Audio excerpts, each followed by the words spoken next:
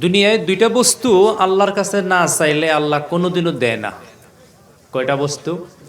দুইটা বস্তু চাইতেই হবে। চাহে আপনি নবীর ছেলে হন, রসুলুল্লাহর ছেলে হন, পয়গম্বরের ভাই ভাতিজা হন, এই দুইটা বস্তু আপনি চাইতে হবে। না চাবেন আল্লাহ দিব না। কি এই দুই বস্তু? এক নম্বরে হইল হেদায়ত। কি কইছি? হেদায়ত। হেদায়ত শব্দের আবিধানিক অর্থ হইল পথ প্রদর্শক, সুপথ, সুগম রাস্তা, সরল রাস্তা, জান্নাতের রাস্তা। জোরে কইন মারহাবা। হেদায়েত আপনি চাবেন না, আপনার হেদায়েত দেওয়া হবে না। নবীদের ছেলেরাও তো জাহান্নামে যাব। হাম সাম ইয়াফিস, নূহ পয়গম্বরের ছেলেরা জাহান্নামে যাব না? নাই মানে নাই কথা, যাব। আপনার আমার তো কোনো কথাই নেই। আপনি যদি দিনের কথা না মানি, আমল না করি, ঈমান না আনি, হেদায়েত আল্লাহর কাছে না চাই, কোনোদিনও আল্লাহ দিব না।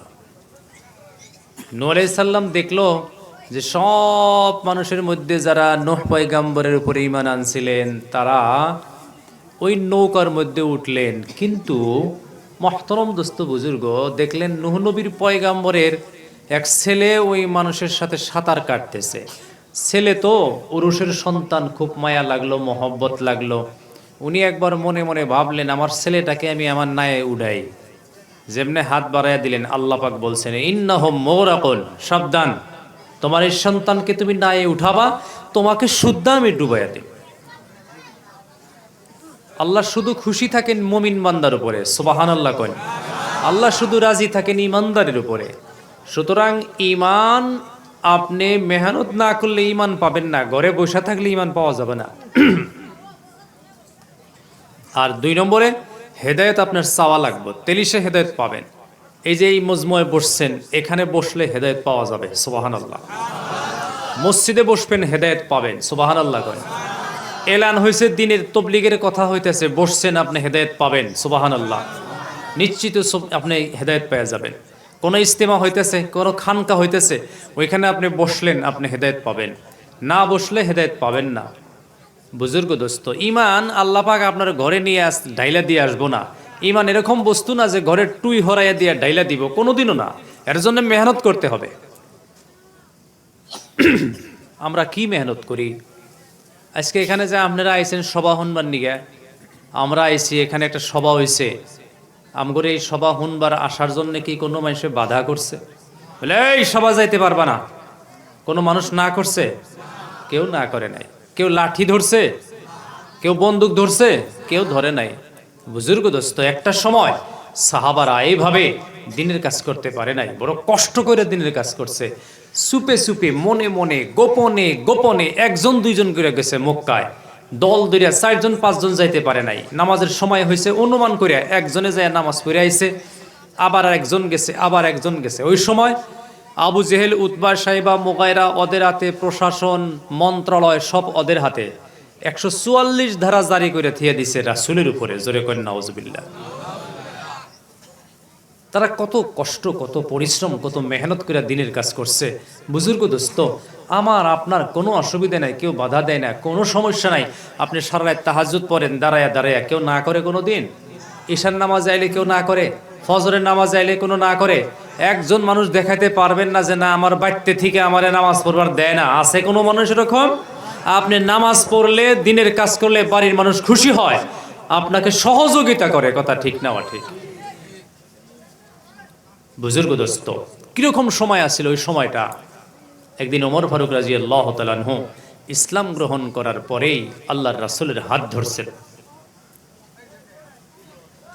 আমার নজওয়ান বন্ধু বিশ্বনবী বললেন, ও ওমর, আমার হাত কেন ধরলা? ওমর ফারুক বলতেছেন, ইয়া রাসূলুল্লাহ, ইয়া হাবিবাল্লাহ, আপনি আমার সাথে চলুন, কাবা ঘরে যাব। সুবহানাল্লাহ কইন। আপনি আমার সাথে চলেন নবী, কাবা ঘরে যাবো, আজকে মক্কা নগরীতে যাব। রাসূল বলছেন, না না ওমর, ঘরের ভিতরে থাইকে আমরা পিঠ বাঁচাইতে পারি না। ঘরের ভিতরে গোপনে গোপনে দারুণ নদুয়ার মধ্যে আমরা ইসলাম নিয়ে চর্চা করি, কলিমার দাওয়াত নিয়ে আলোচনা করি, ওমর এই ঘরের ভিতরে আমরা সহ্য করতে পারি না জ্বালা, তুমি আমারে বাহিরে কই নিয়ে যাও। আমার মুরব্বীগণ, আল্লাহর আসমানের নিচে জমিনের উপরে, এটা ওই সময়ের ঘটনা যখন তামাম মক্কা নগরীতে, তামাম আরব দেশের ভিতরে মাত্র 39 জন সাহাবা। কয়জন? ঘুমাইলেন কি? মাত্র 39 জন সাহাবা। ওমর ফারুক বলেন, রাসূল আসেন আমার সাথে। বলে ওমর, না, যাওয়া যাবে না বাহিরে। বলি, ইয়া রাসূলুল্লাহ, ইয়া হাবিবাল্লাহ, যাইতেই হবে আপনাকে আমার সঙ্গে। নবী বলেছেন, কেন, কোথায়? ওমর ফারুক বলতেছেন, আল্লাহর পয়গম্বর, এতদিন আমি ইসলাম গ্রহণ করি নাই, আমি দেখেছি মুসলমানেরা গোপনে গোপনে মনে মনে নামাজ আদায় করছে। ও আল্লাহর পয়গম্বর, আজকে আমি ওমর মুসলমান হইয়া গেছি, ইসলাম গ্রহণ করেছি, মক্কার মুসলমানের কোনো চিন্তা নাই, কোনো চিন্তা নাই। ইয়া রাসূলুল্লাহ, আমার সাথে আপনি আসেন, আজকে উচ্চ সুরে আজান দিয়ে মক্কায় নামাজ পড়ব। সুবহানাল্লাহ। আপনার কোনো বিপদে, আপনার কোনো মুসিবতে, কোনো বন্ধু, কোনো প্রতিবেশী, আপনার কোনো ভাই, আপনার কোনো ধরনের যারা রিশতা আছে, কেউ যদি বিপদের সময় আইসা বলে, তোমার কোনো চিন্তা নাই, ভয় নাই, আমরা তোমার সাথে আসি, আপনার মনটা খুশি হবে না? নাই, মনটা খুশি হবে না? আল্লাহ রাসূলের অন্তর ভইরা গেছে, একিনে দিল ভইরা গেছে। সুবহানাল্লাহ। আমার যুবক বন্ধু, ও মুরব্বীগণ, বিশ্বনবী মুহাম্মদুর রাসূলুল্লাহ সাল্লাল্লাহু আলাইহি ওয়াসাল্লাম ওমরকে বলতেছে, ওমর, আমার হাত ছেড়ে দাও, পাগলামি করো না, মক্কা নগরীতে এইভাবে যাওয়া যাবে না। ওমর বলে, ইয়া রাসূলুল্লাহ, ইয়া হাবিবাল্লাহ, 39 জন সাহাবা ছিল, আজকে আমি ইসলাম গ্রহণ করলাম, 40 জন পুরা হইয়া গেল। ইয়া রাসূলুল্লাহ, ইয়া হাবিবাল্লাহ, ও আল্লাহর পয়গম্বর, আল্লাহর নবী গো, আমি ওমর ইসলাম গ্রহণ করেছি, 40 জন নয়, আপনি জানবেন 40 লক্ষ ওমর ইসলাম গ্রহণ করেছে।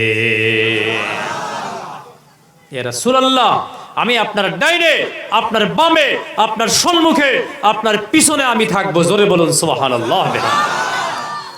আল্লাহ রাসূলের দিলটা ভরে গেল, খুশি হয়ে গেলেন নবীজি সাল্লাল্লাহু আলাইহি সাল্লাম। ওমরকে বলতেছেন, ওমর, পাগলামি কইরো না। ওমর ফারুক বলেন, ইয়া রাসূলুল্লাহ, পাগলামির কি দেখছেন? আমি এইমাত্র পাগলামি শুরু করে দিলাম। জোরে বলুন সুবহানাল্লাহ। একটু দুরূদ শরীফ পড়ি। আল্লাহুম্মা সাল্লি আলা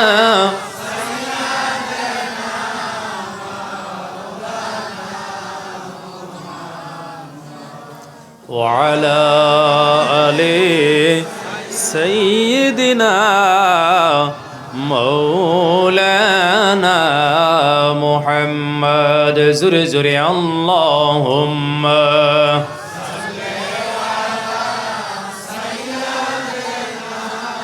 مولانا محمد وعلى آل سيدنا مولانا محمد। আপন আপন যতই করি, কেউ তো কাহারো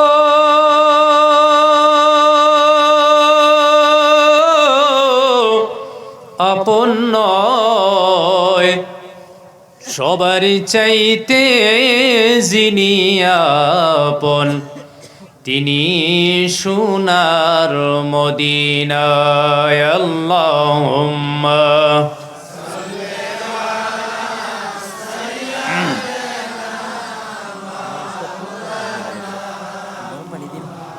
মাইকটা ফলো করে অ্যাডজাস্ট হবে। সাইয়্যিদিনা মাওলানা মুহাম্মদ আল্লাহুম্মা সাল্লি আলা সাইয়্যিদিনা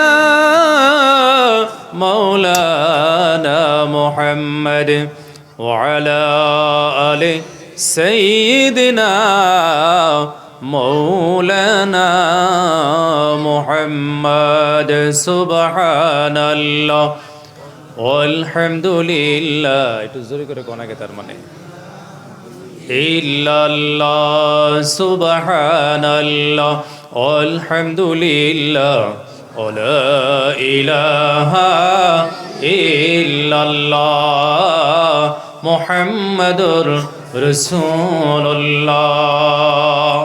আমার যুবক বন্ধু ও মুরব্বিগণ, ওমর ফারুক রাদিয়াল্লাহু তাআলা আনহু বললেন, ইয়া রাসূলুল্লাহ, ইয়া হাবিবাল্লাহ, ও আল্লাহর পয়গম্বর, আল্লাহর নবী গো, আজ থেকে আমি ওমর মুসলমান হয়ে গেলাম। ও আল্লাহর পয়গম্বর, আর একজন সাহাবাও ভয় করতে হবে না। জোরে বলুন সুবহানাল্লাহ। নবী বলেন, ওমর পাগলামি করো না, বাহিরে যাওয়া যাবে না।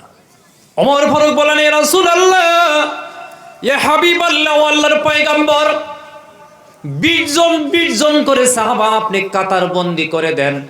এই কাতারে 20 জন, এই কাতারে 20 জন। ইয়া রাসূলুল্লাহ, ইয়া হাবিবাল্লাহ, 20 জনের প্রথম 20 জনের কাতারের সম্মুখে আপনি দাঁড়িয়ে পড়ুন। জোরে বলুন সুবহানাল্লাহ।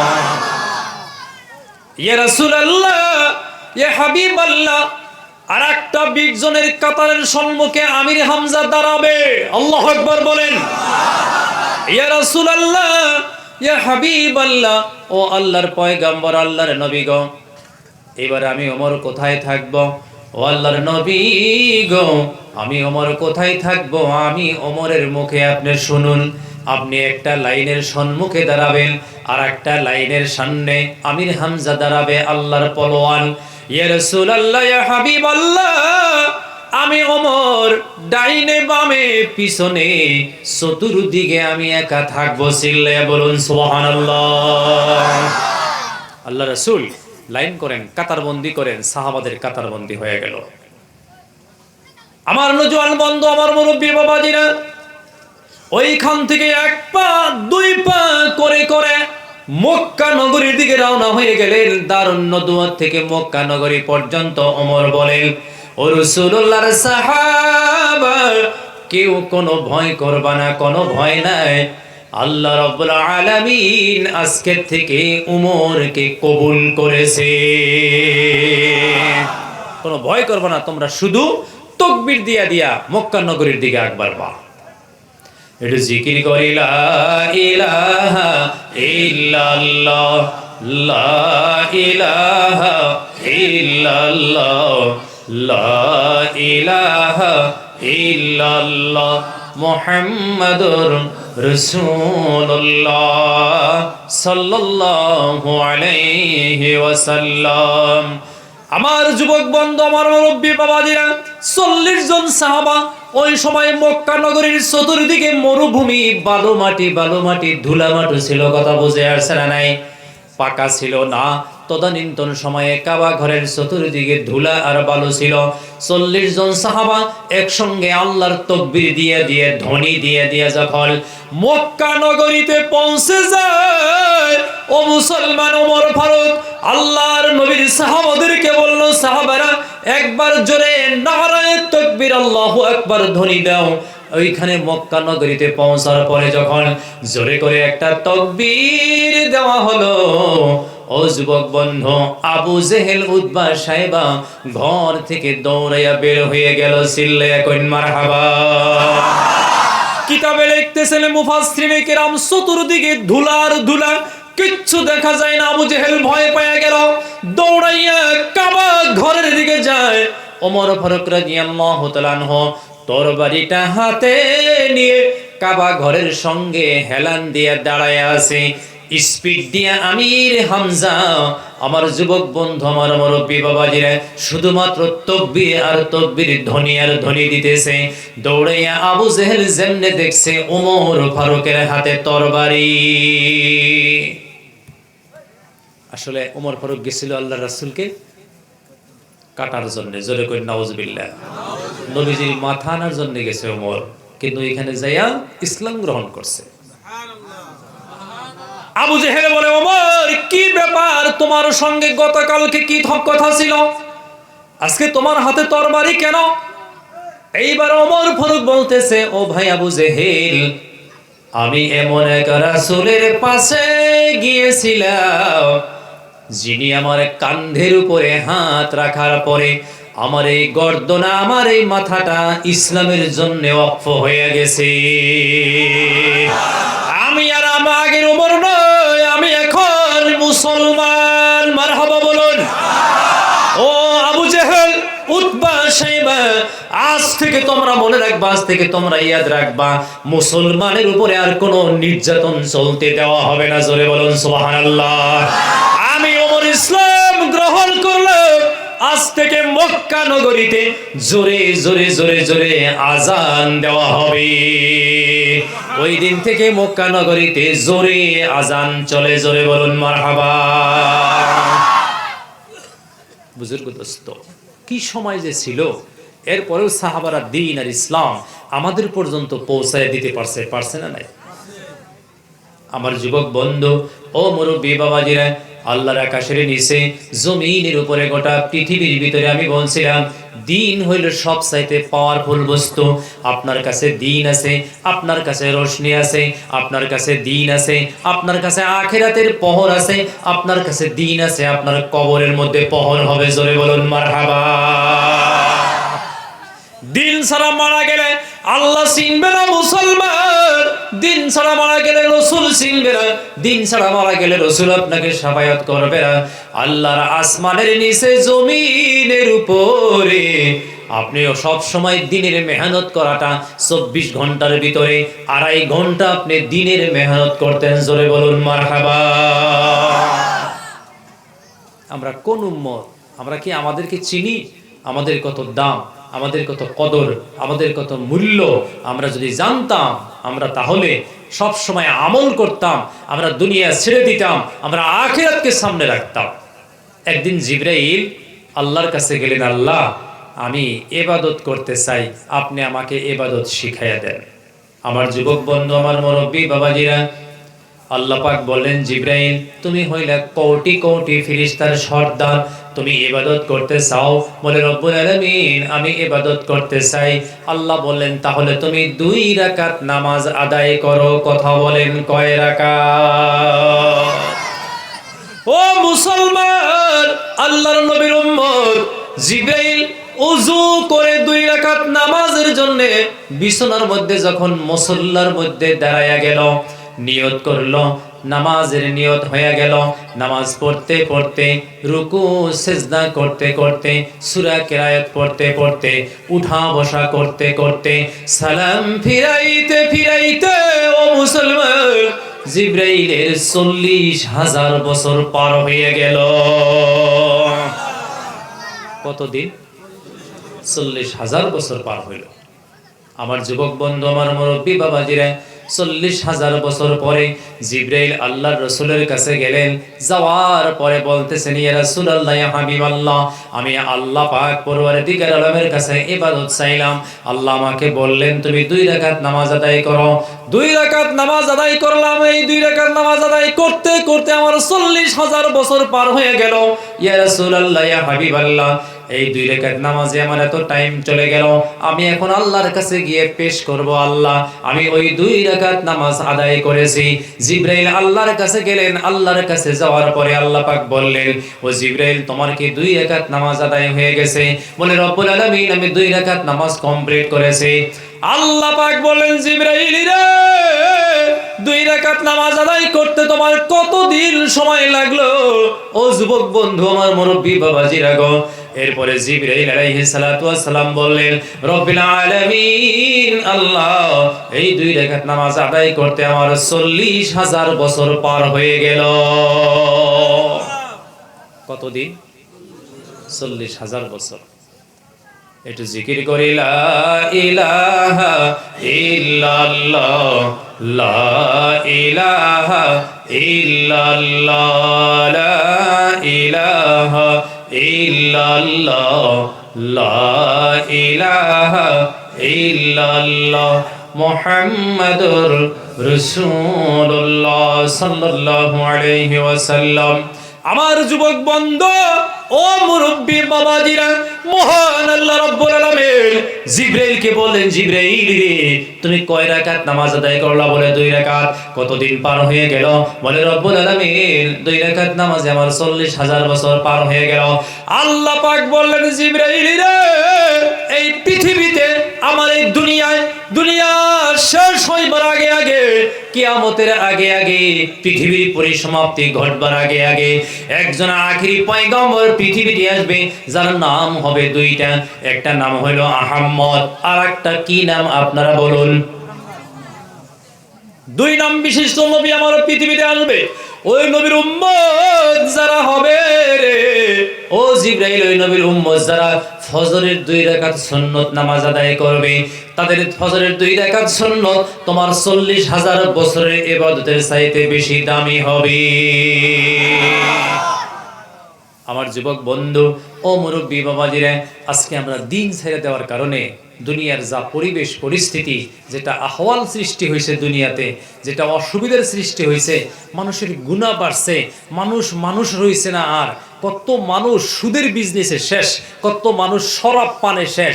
100% মুসলমান এলাকা, হাজার হাজার মুসলমান যে আত্রাফে, ওই জায়গায় হাট বাজারে রাত্রে খালি মদ আর মদ চলে। কথা ঠিক না? ঠিক। আমার যুবক বন্ধু, আমার মুরব্বী বাবাজিরা, বিশ্ব নবী মুহাম্মদ রাসূলুল্লাহ সাল্লাল্লাহু আলাইহি সাল্লাম ওই জন্যই ঘোষণা করলেন, যেদিন থেকে আমার উম্মত দিন ছেড়ে দিবে, ইসলাম ছেড়ে দিবে, কিয়ামতের আগে আগে আমার উম্মত যদি দিন ছেড়ে দেয়, আমার উম্মত যদি মসজিদ ছেড়ে দেয়, আমার উম্মতের 4টা বিপর্যয় দেখা যাবে। 1 নম্বর বিপর্যয় হলো, আমার উম্মতের নাম শুধু থাকবে মুসলমান, কিন্তু ওদের কাছে ইসলাম থাকবে না। কথা ঠিক না? ঠিক। কত মানুষ আমরা এরকম, নাম ঠিকই আছে কিন্তু কামের মধ্যে কোনো ইসলাম নাই, আমলের মধ্যে ইসলাম নাই, মসজিদের সাথে কোনো সম্পর্ক নাই, সপ্তাহে 1 দিন মসজিদে, শুক্রবার। কথা ঠিক না? ঠিক। আমার যুবক বন্ধু, আমার মুরব্বী বাবাজিরা, পৃথিবীর ভিতরে সবচাইতে দিন হইল মূল্যবান বস্তু। আল্লাহর নবী সাল্লাল্লাহু আলাইহি ওয়াসাল্লাম এই দিনের জন্য নবীজি জেলখানা পর্যন্ত চলে গেলেন। দিনের মেহনত করার কারণে, কলিমার দাওয়াত দেওয়ার কারণে, যে সময় মক্কা নগরীতে সমস্ত মানুষ দেবদেবী মূর্তি পূজা করে, আমার প্রিয় নবী একা একা একা একা এক আল্লাহর ইবাদত করে। জোরে বলুন সুবহানাল্লাহ। মুহতারাম দোস্ত বুজুর্গ, রাসূল কিভাবে মেহনত করছে, হাজার হাজার বছর তারা দেবদেবী মূর্তি পূজা করে, শিরকি তাদের জিন্দেগি, এইগুলা যে তারা ঘুরে আবার কলিমা পড়ছে, রাসূল কি কম মেহনত করছে? কথা বলেন। যার জন্য তো এত পয়গম্বর, এত রাসূলের ভিতরে আমাদের নবী উত্তম, আমাদের নবী শ্রেষ্ঠ। জোরে কইন মারহাবা। আমার যুবক বন্ধু, আমার মুরব্বী বাবাজিরা, ইসলামের জন্য, কলিমার জন্য প্রিয় নবী মুহাম্মদ রাসূলুল্লাহ সাল্লাল্লাহু আলাইহি সাল্লাম জেলখানা পর্যন্ত গেলেন, জেলের ভাত পর্যন্ত খাইলেন। ও যুবক বন্ধু, আমার নবী, প্রিয় নবী সাল্লাল্লাহু আলাইহি সাল্লামকে 3 বছরের জেল দেওয়া হয়। কথা বলেন, কয় বছর? দিন পাওয়ারফুল বস্তু, দিন সুপার পাওয়ার, দিন একটা দামি বস্তু। দিন যেদিকে যাবে আলো হয়ে যাবে, দিন যেদিকে যাবে রোশনি হয়ে যাবে। জিন যে ঘরে যাবে ওই ঘরটা আলোময় হয়ে যাবে, বরকতময় হয়ে যাবে। আমার নজন বন্ধু, নবীজিকে জেলখানার মধ্যে নিয়ে আবদ্ধ করা হলো। সঙ্গে হইল 53 জন পুরুষ আর মহিলা সাহাবা, সাহাবিয়া 53 জন, আর আল্লাহর নবীকে জেলখানায় দেওয়া হলো। এই জেলখানাটা আমি দেখছি, এটা মক্কায় থেকে 1 মাইল পূর্ব দিকে। জায়গাটার নাম হলো শিয়াবে আবি তালিব। বড় একটা পাহাড় আছে, পাহাড়ের অপর পাশেই জেলখানা। এখানে আল্লাহ রাসূলের সাথে 53 জন পুরুষ মহিলা সাহাবা জেল খাটছে। আমার যুবক বন্ধু, কি দোষে তারা জেল খাটলেন? নবী কি দোষে জেল খাটলেন? কোন কারণে, কোন অপরাধে, কোন কেসের জন্য জেল খাটেছেন নবী গো? একদিন জ্যোৎস্নার রাত, মাগরিবের নামাজের পরে, এশারের নামাজের আগে আগে বিশ্বনবী মুহাম্মদুর রাসূলুল্লাহ সাল্লাল্লাহু আলাইহি সাল্লাম আপন কলিজার টুকরা মেয়ে ফাতিমাকে নিয়ে ঘরের মধ্যে শুয়ে আছেন। আমার নওজোয়ান বন্ধু ও মুরব্বী বাবাজিরা, আপন কলিজার টুকরা মেয়ে ফাতিমার বয়স মাত্র 6 বছর। কথা বলেন কয় বছর? 6 বছরের মেয়ে, 5 বছরের মেয়ে বাবার সাথে বেশি থাকে, ঠিক না ওঠে? আল্লাহর নবীর সঙ্গে বিছানার মধ্যে শুয়ে শুয়ে গল্প করতেছেন। নবীজির ঘরটা ছিল ভাঙ্গা খেজুরের পাতার ছাউনি, গরিব ছিলেন ঘর। ওই ঘরের খেজুরের পাতার ছাউনি দিয়ে ঘরের মধ্যে জ্যোৎস্নার প্রহর বইরা গেছে। মা ফাতিমা বলেন, আমার আব্বা ও বিশ্ব নবী মুহাম্মদ রাসূলুল্লাহ, ও আল্লাহর পয়গাম্বর আমার আব্বা জান, আপনাকে আমি 2টা প্রশ্ন করব। নবী বলেন, মা ফাতিমা কি প্রশ্ন? বলে, ইয়া রাসূলুল্লাহ, ও আমার আব্বাজান, 1 নম্বর প্রশ্ন হলো, আপনার মতো ভালো মানুষ তো মক্কায় নাই। জোরে একবার সুবহানাল্লাহ কইল। রাসূল যে উত্তম, রাসূল যে দাবে, রাসূল যে ভালো মানুষ, ছোট্ট 6 বছরের শিশু বাচ্চাই বুঝতে পারছে। আল্লাহু আকবার কইল। আমার যুবক বন্ধু ও মুরব্বী বাবাজিরা বলে, কি বলো ফাতিমা, কি কথা? বলি, ইয়া রাসূলুল্লাহ, আমার আব্বাজান ও বিশ্ব নবী গো, 1 নম্বর কথা হইল, গোটা মক্কা নগরীর ভিতরে আপনার মতো ভালো মানুষ আমি কাউকে দেখি নাই। 2 নম্বরে, ইয়া রাসূলুল্লাহ, ও আমার আব্বা বিশ্ব নবী গো, মক্কা নগরীর মানুষ আপনাকে কি কারণে মারে? দোষ কি আব্বা? ছোট্ট মেয়ে বলতেছে, আব্বা আপনার কি দোষ? মক্কার মানুষ আপনাকে মারে কেন? আল্লাহর নবী সাল্লাল্লাহু আলাইহি সাল্লাম বলেন, ও মা ফাতিমা, আমার একটা দোষ আছে। কথা বলেন কয়টা? আর কোনো দোষ আমার নাই, আর কোনো অপরাধ আমার নাই। ও ফাতিমা, একটা অপরাধের কারণে, একটা দোষের কারণে আমারে মক্কার মানুষে মারে। ওই দোষটা হলো আমি আল্লাহরে, মহান আল্লাহকে এক আল্লাহ বলি। সুবহানাল্লাহ। আমি ওদের মতো 313 জন, 300-350 দেবতাকে আমি পূজা করি না, তাদের কাছে আমি মাথা নত করি না। ও ফাতিমা, এইটাই আমার দোষ, আমি এক আল্লাহর ইবাদত করি। আমার যুবক বন্ধু, আমার মুরব্বী বাবাজিরা, আল্লাহর নবী সাল্লাল্লাহু আলাইহি সাল্লাম জেলখানায় নবীজিকে দেওয়া হলো একটাই কারণে, আল্লাহকে এক আল্লাহ বলতেন। মারহাবা বলুন। জেলখানার মধ্যে ঢুকিয়ে দেওয়া হলো, সঙ্গে 53 জন পুরুষ মহিলা সাহাবাকেও জেলখানার মধ্যে দেওয়া হলো। এরা যখন মনে মনে ভাবলেন, আমাদের 3 বছরের জেল হয়ে গেল, আল্লাহ রাসূলের সাথে আমরা জেলখানায় থাকবো, তাহলে আমার বাড়িতে 5টা উট আছে, উটগুলো নিয়ে আমি জেলখানায় চলে যাই। আমার হাতে আছে 5টা বকরি, 5টা বকরি নিয়ে আমি জেলখানায় চলে যাব। ছেলে সন্তান বাড়িতে রেখে যাব না, জেলখানায় নিয়ে যাব। জোরে কইন মারহাবা। জেলই যদি হয়ে গেল, 3 বছরে যদি আমার জেলে থাকা লাগে, আমার উর্দুম্বা ভেড়া বকরি বাড়িতে যাহা কিছু আছে, বিবি বাল বাচ্চা যাহা কিছু আছে, আমি রাসূলের সাথে আমার পরিয়াল নিয়ে জেলখানায় থাকবো। চিল্লায়া কইন মারহাবা। সাহাবারা সিন ছিল, এক নজরে দেখলে যারে, এক নজরে দেখলে যারে, দোজখ হারাম হাসরে। আমাকে লইয়া চলো, আমাকে নিয়ে চলো নবীজির দরবারে। আমি অধম হিন্দুস্থানে, তুমি নবী মদিনাতে। দয়া করে দিও দেখা, দয়া করে দিও দেখা, কথা বলবো গোপনে। আমাকে লইয়া চলো, আমাকে নিয়ে চলো নবীজির দরবারে। জোরে কোন আমিন। যে নবীর চেহারা দেখলে জীবনের গুনাহ মাফ। জোরে একবার সুবহানাল্লাহ বলুন। ও যুবক বন্ধু, যে নবীর চেহারা দেখলে জীবনের গুনাহ মাফ, এই পর্যন্ত শেষ নয়। সাহাবারা যারা নবীজিকে ঈমানের অবস্থায় দেখছে গো বন্ধু, তাদের জন্য 7টা জাহান্নাম হারাম হয়ে গেছে, তাদের জন্য 8টা জান্নাত ওয়াজিব হয়ে গেছে। চিল্লাইয়া বলুন মারহাবা। আল্লাহ নবী 53 জন পুরুষ মহিলা সকলকে যখন আবু জেহেল, উতবা, সাইবা, মক্কা নগরীর বড় বড় লিডার যারা, এদেরকে যখন জেলখানার মধ্যে আবদ্ধ করলেন, জেলখানার মধ্যে ঢুকাইয়া দিয়া মক্কায় এলান করে দিল, যারা মুহাম্মদের সাথে সম্পর্ক রাখছিল সম্পর্ক ছেদ করে দাও। ওইখানে কেউ পানি নিয়ে যাইতে পারবা না, কেউ খানা নিয়ে যাইতে পারবা না, ওদের সাথে কোনো যোগাযোগ রাখতে পারবা না। কমপ্লিট নন কপারেশন, যোগাযোগ ছিন্ন করে দিল। পানি সেখানে কেউ নিয়ে যায় না, খানা কেউ নিয়ে যায় না। আমার যুবক বন্ধু, আমার মুরব্বী বাবাজিরা, বিশ্বনবী মুহাম্মদ রাসূলুল্লাহ সাল্লাল্লাহু আলাইহি ওয়াসাল্লাম এই 3টা বছর কিভাবে জেল কাটলেন আমার মুরব্বীর বাবাজিরা।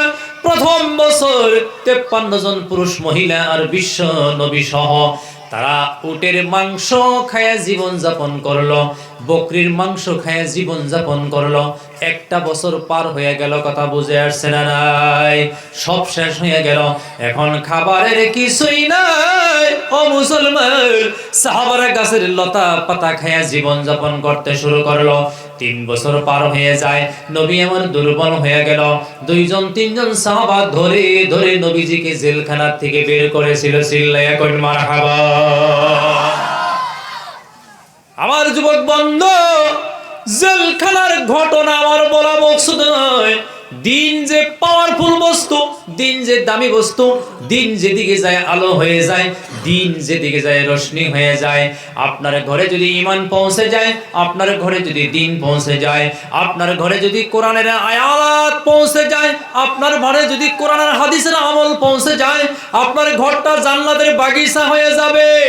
ও যুবক বন্ধু, মুরব্বী বাবাজিরা, দিন যে পাওয়ারফুল বস্তু, এই জন্য আমি হাদিসটি বললাম।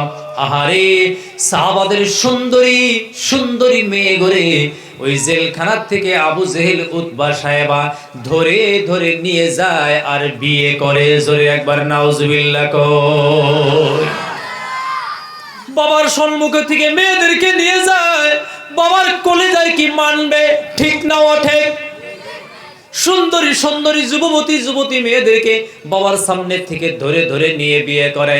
আমার নজন বন্ধু, দিন কত দামি বস্তু দেখেন, দিনের উল্টায় অ্যাকশন শুরু হয়ে যায়। কেমনে কেমনে?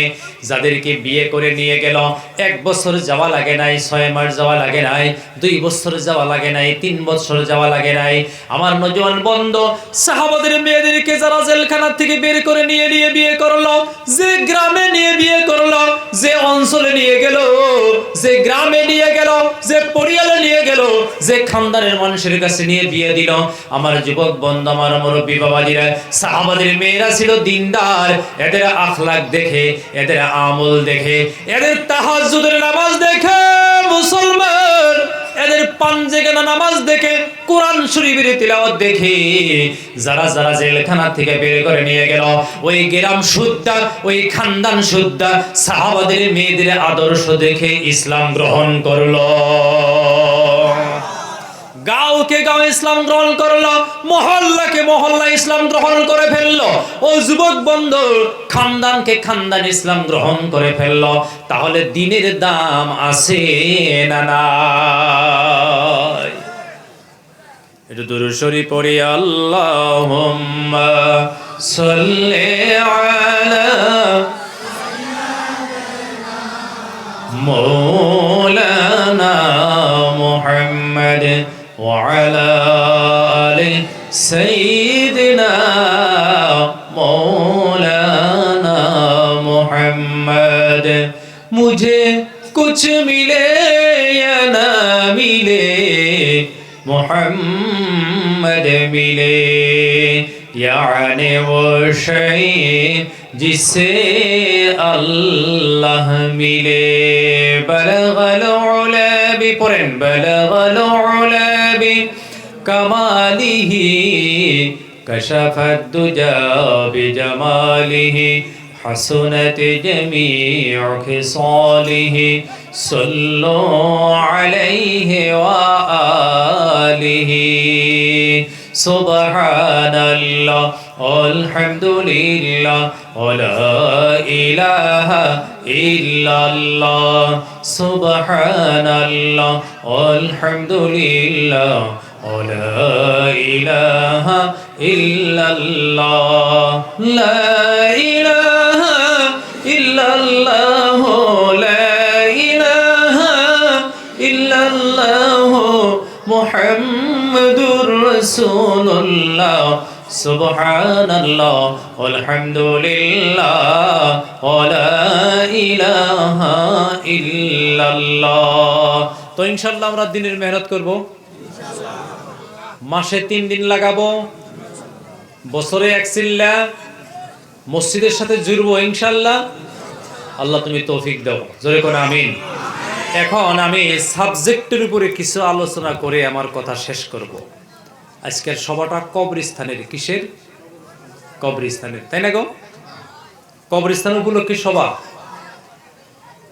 এই কবর সম্পর্কে কোরআন শরীফে আল্লাহ 8টা আয়াত নাজিল করছে কথা বলেন কয়টা 8টা একটা হাদিস আমি তেলাওয়াত করছি বিসমিল্লাহির রহমানির রহিম আল মাইয়িত ফিল কবর কাল গরিক ফিল বাহর আও কামা ক্বালা রাসূলুল্লাহ সাল্লাল্লাহু আলাইহি ওয়াসাল্লাম কোরআন শরীফ পারা নম্বর 30 সূরা আদিয়ার মধ্যে আল্লাহ জানাইয়া দিলেন আফালা ইয়ালামু ইযা বু'থিরা মা ফিল কুবুর আমার যুবক বন্ধু দুনিয়ার জিন্দেগিটা এক রকমের হবে কবরের জিন্দেগি হবে আর এক রকমের কবরের জিন্দেগি যখন শেষ হয়ে যাবে আখিরাতের জিন্দেগি হবে আর এক ধরনের কথা ঠিক না ঠিক মানুষে হিসাব করে ইহকাল আর পরকাল না না না কাল হলো 3টা কথা বলেন কয়টা এই যে দুনিয়ার কাল দুনিয়ার জিন্দেগি ইহকাল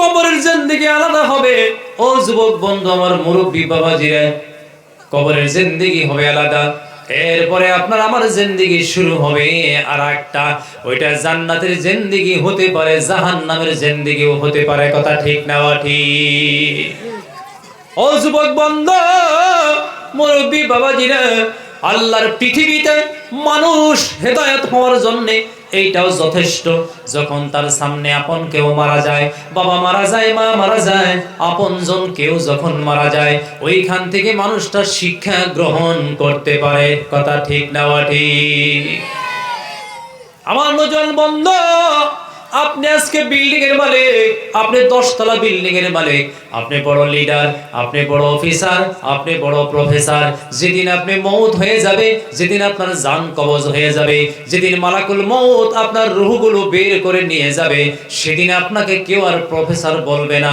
আপনার বাড়িতে যায়া বলবে লাশটা কোথায় কি গো হাসানা লাশ সেদিন থেকে আপনার নাম মুর্দা আপনার নামটা লাশ হয়ে যাবে ও মুসলমান ওই জন্য বিশ্বনবী মুহাম্মদ রাসূলুল্লাহ সাল্লাল্লাহু আলাইহি সাল্লামের বর্ণনায় तमाम পৃথিবীর ভিতরে আসমানের নিচে জমিনের উপরে কোন মুমিন মুসলমান পুরুষ কিংবা মহিলা সকাল থেকে বিকাল পর্যন্ত মওতের কথা যদি 20 বার স্মরণ করতে পারে ওই মানুষটাই শহীদি দরজায় মওত হবে জোরে বলুন সুবহানাল্লাহ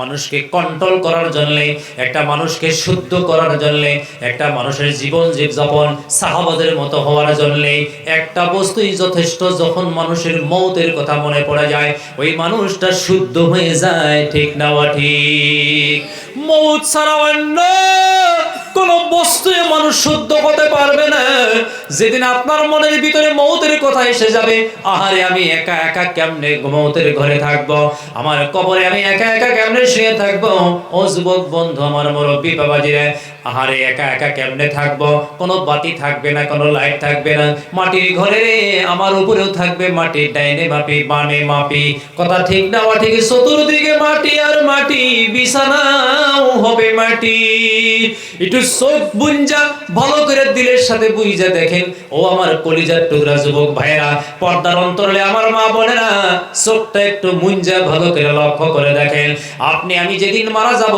আমার আপনার সাথে তো কেউ যাবে যাবে না, ঠিক না ঠিক? ওই জন্য মইয়িত যখন কবরে রাখা হয়, মুর্দাকে যখন কবরে রাখা হয়, রাস্তা দিয়ে যারা চলাফেরা করে মুর্দায় তাদেরকে চিনতে পারে।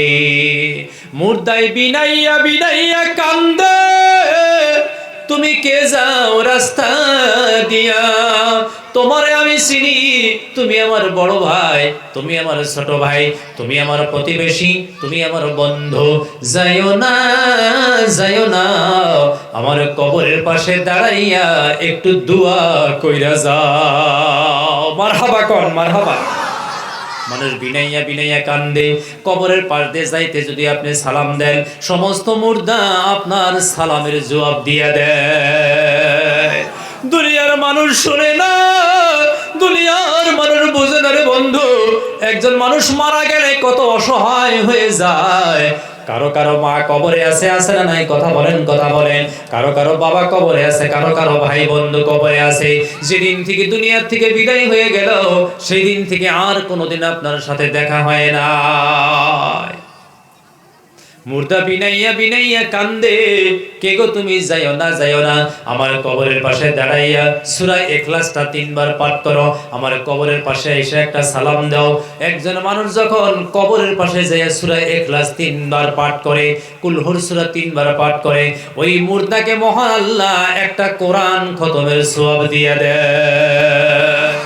যত সময় আপনি কবরে জিয়ারত করেন মুসলমান, আপনার বাবা মারা গেছে, মা মারা গেছে, কবরের পাশে দাঁড়াইয়া দাঁড়াইয়া শুধু আমিন না, শুধু মোনাজাত না, আপনার কয়েকটা সূরা মুখস্থ আছে, আপনার সূরা ইয়াসিন মুখস্থ আছে, আপনার সূরা রহমান মুখস্থ আছে। আমার মুরব্বি বাবাজিরা, ও যুবক বন্ধু, আপনি যখন বাবার কবরের পাশে যাইয়া সূরা ইয়াসিনটা তিলাওয়াত করবেন মুসলমান, যত সময় আপনি সূরা ইয়াসিন তিলাওয়াত করবেন, যত সময় লম্বা করে তিলাওয়াত করবেন, আপনারা আব্বা জান আম্মা জানের কবর 10 পৃথিবীর সমান বড় হয়ে যাবে।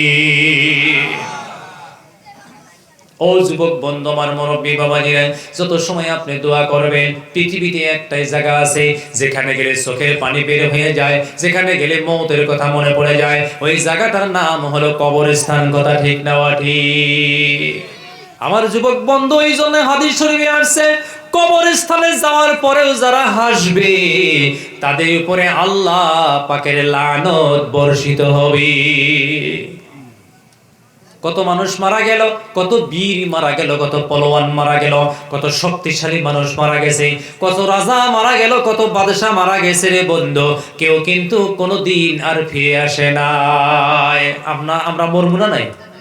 কারা কারা মারা যাবো হাত তোলেন, মারহাবা বলুন মারহাবা।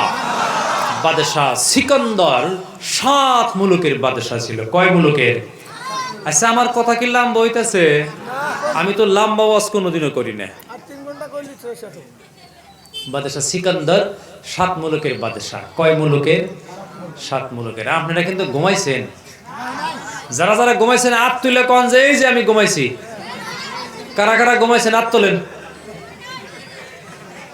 জিকির করি লা ইলাহা ইল্লাল্লাহ, লা ইলাহা ইল্লাল্লাহ, লা ইলাহা ইল্লাল্লাহ, মুহাম্মাদুর রাসূলুল্লাহ সাল্লাল্লাহু আলাইহি ওয়াসাল্লাম।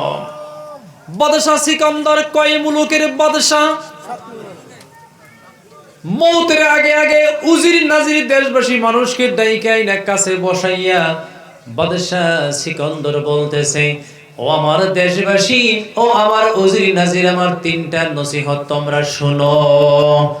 1 নম্বর নসিহত হইল, আমি যখন মরে যাব, আমারে যখন কাফনের কাপড় পিন্ধাবা, আমার 2টা হাত কাপড়ের বাহিরে রাইখা দিবা,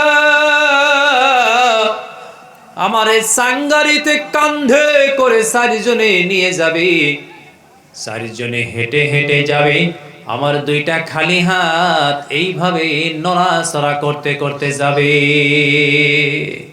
মরা মানুষ শোয়াইয়া হাত বাইর করে রাখলে হাইটা গেলে লড়বে না, নাই? কথা বলেন। 2 নম্বরে, ও দেশবাসী, আমার উজির নাজির, আমি যেদিন মরে যাব, আমার কিছু খুচরা টাকা আছে, পয়সা আছে, আমার এই খুচরা টাকা পয়সাগুলো আমার আগে আগে নিয়ে যাব, আমার পিছনে পিছনে মাটির মধ্যে এই পয়সাগুলা ছিটাইয়া ছিটাইয়া ফালাইয়া যাবা। কথা কি বুঝে আসতেছে? 3 নম্বরে, আমি যেদিন মারা যাব, কাফন দাফন করাইয়া এইভাবে যখন আমারে তোমরা কবরে নিয়ে যাবা, সাঙ্গারিতে উঠাবা, 4জন MBBS ডাক্তারের কান্ধে আমার লাশটা উঠাইয়া দিবা। কথা বলেন কয়জন? 4জন MBBS ডাক্তারের কান্ধে লাশটা উঠাইয়া দিবা। সাধারণ কোন মানুষের কান্দে দিও না, 4জন চিকিৎসা বিজ্ঞানীর কান্দে আমারে তৈলা দিবা। কথা 3টা বলার পরে উজির নাজিরের দেশবাসী ময় মুরব্বী বলতেছে, বাদশা নামদার 3টা কথা আপনি বললেন, এই 3টা কথার কারণ কি? কারণ কি? বাদশা বলতেছেন, 1 নম্বর কথার কারণ হলো, আমি যেদিন মরে যাব, কাফনের বাহিরে আমার হাত 2টা রাখবা, আমার 7 মুলুকের মানুষ দেখবে।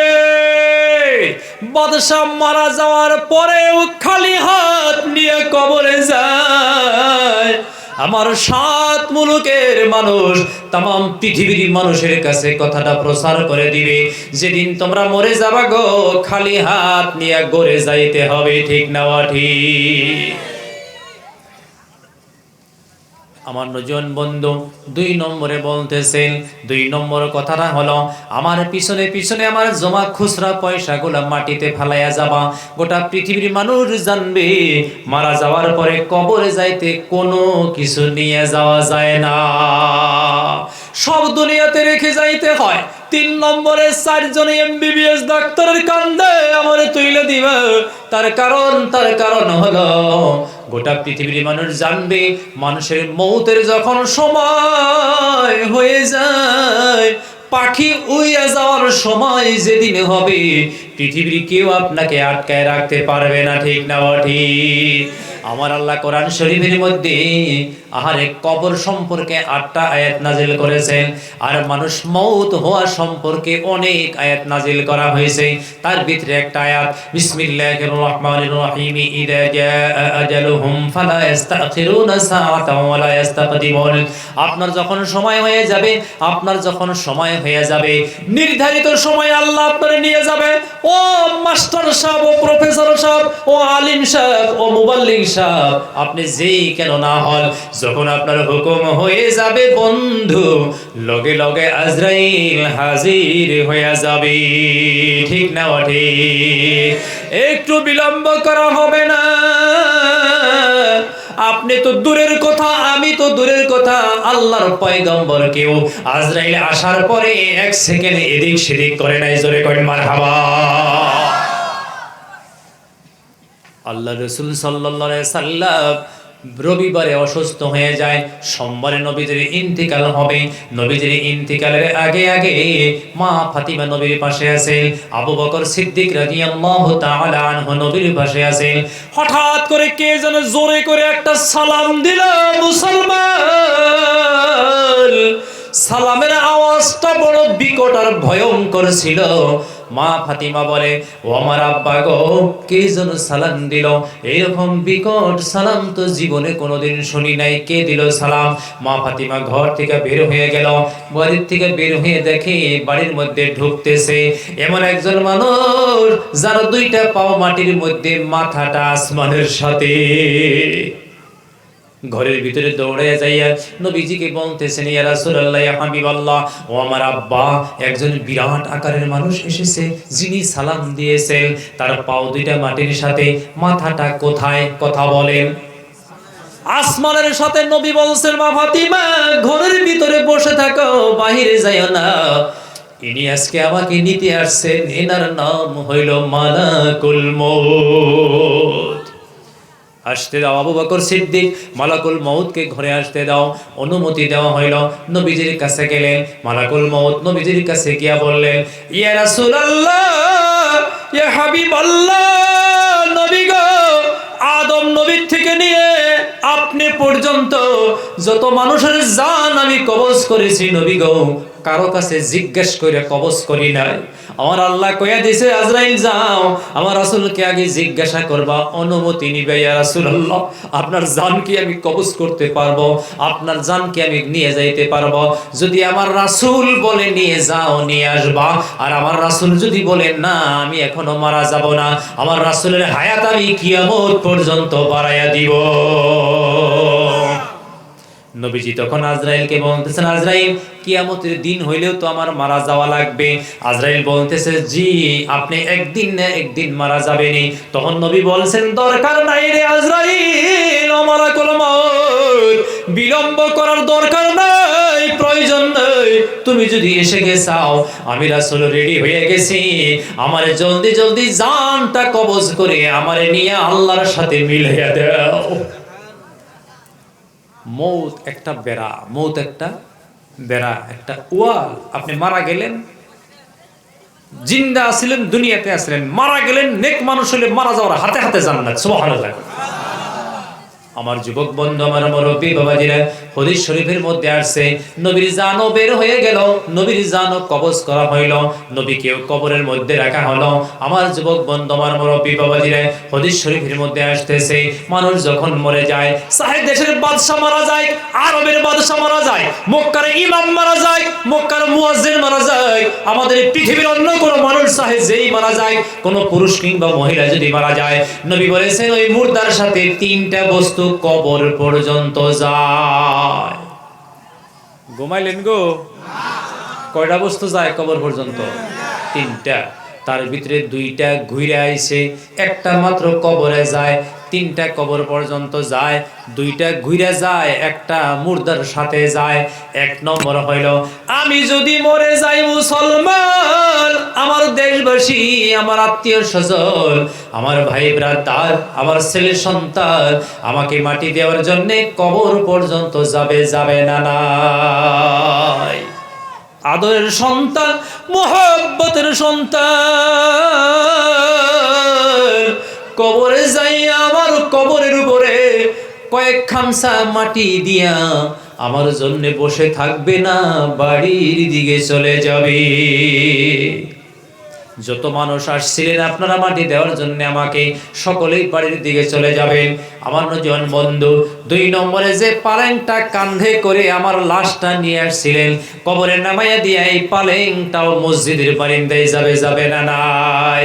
শুধুমাত্র একটা বস্তু, পুরুষ কিংবা মহিলা গোটা পৃথিবীর মানুষের সঙ্গে কবরে যাবে, ওই বস্তুটা হলো নেক আমল। নেক আমল ছাড়া কিচ্ছু যাবে না। আপনার ধন দৌলত, বিল্ডিং, বালাখানা, চাকরি বাকরি, টাকা পয়সা, বিজনেস বাণিজ্য কিচ্ছু আপনার সাথে যাবে না। কথাটা ঠিক না ঠিক করে? নেক আমল ছাড়া কিচ্ছু যাবে না। নেক আমল আপনার সঙ্গী হবে, নেক আমল আপনার বন্ধু হবে, নেক আমল আপনার সাথী হয়ে যাবে। এক আল্লাহর ওলি জঙ্গল দিয়ে যাইতেছে, নেক আমলের পাওয়ার কত, দ্বীনের কত পাওয়ার, ইসলামের কত পাওয়ার, নেক আমলের কত পাওয়ার। এক আল্লাহর ওলি জঙ্গলের মধ্যে যাইতেছে, হঠাৎ করে দেখে বিরাট একটা সাপ ওই রাস্তা ধইরা ধইরা আসতেছে। সত্যর যুগে জীবজন্তুরা কথা বলতো, ঠিক না ঠিক? সাপ যেমনি সামনে এলো, আল্লাহর ওলি বলতেছে, ও সাপ তুমি রাস্তা দিয়ে দৌড়াও কেন? বলে আমাকে পিছন থেকে মানুষে তাড়াও করতেছে, মারবে। তখন আল্লাহর ওলি বলতেছে, তোমাকে মানুষে যখন মারবে তুমি গর্তের ভিতরে ঢুকে যাও, নইলে কোনো জঙ্গলের মধ্যে ঢুকে যাও, কেউ তোমাকে দেখবে না, তুমি রাস্তায় রাস্তায় কেন হাঁটো? তখন সাপে বলতেছে, ও আল্লাহর ওলি আমাকে পিছন থেকে যারা তাড়াইতেছে, কিন্তু আপনি আমাকে একটা আশ্রয় দেন, আপনি জায়গা দেন।